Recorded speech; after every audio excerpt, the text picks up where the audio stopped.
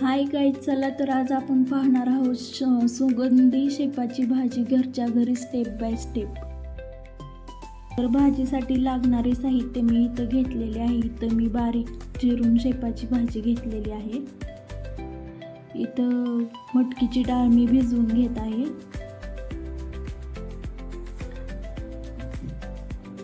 लसणाची चटणी, जिरे आणि लसूण इथं मी घेत आहे. जिरे आणि लसूण आपल्याला बारीक ठेचून घ्यायचं आहे. इथं आपल्याकडे लसणाची चटणी नसेल तर तुम्ही तिथे मिरचीचा बारीक कुटही वापरू शकता.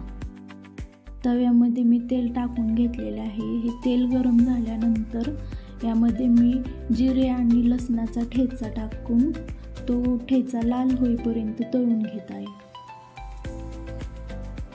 नंतर यामध्ये मी चटणी टाकून मिक्स करत आहे. यामध्ये मी शेपाची बारीक चिरलेली भाजी टाकलेली आहे. तर ही भाजी आपल्याला पूर्ण अशी मिक्स करून घ्यायची आहे. चांगली परतून घ्यायची आहे तेलात. त्यानंतर चवीनुसार मीठ टाकायचं आहे आपल्याला यामध्ये. नंतर आपण यामध्ये ती भिजवून घेतलेली मटकीची डाळ यामध्ये टाकली आहे. मटकीच्या डाळीने भाजीला चांगली टेस्ट येते. तर यामध्ये मटकीची डाळ मी टाकत आहे. यानंतर भाजी शिजायसाठी आपल्याला थोडंसं पाणी यामध्ये टाकायचं आहे.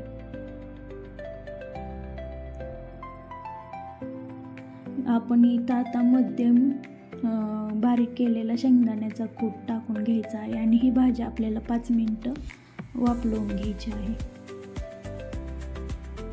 तर इथे बघा आपली शेपाची भाजी तयार आहे. तर ही भाजी आपल्याला चांगली हलवून घ्यायची आहे. याच्यातलं पाणी पूर्ण आटेपर्यंत ही भाजी आपल्याला हलवून घ्यायची आहे. तर इथं बघा आपली शेपाची भाजी, खास तव्यावरची शेपाची भाजी बनवून तयार आहे. अशाच नवनवीन रेसिपीज पाहण्यासाठी नियती किचन चॅनलला सबस्क्राईब करा. पुन्हा भेटूया नवीन रेसिपीसोबत. धन्यवाद.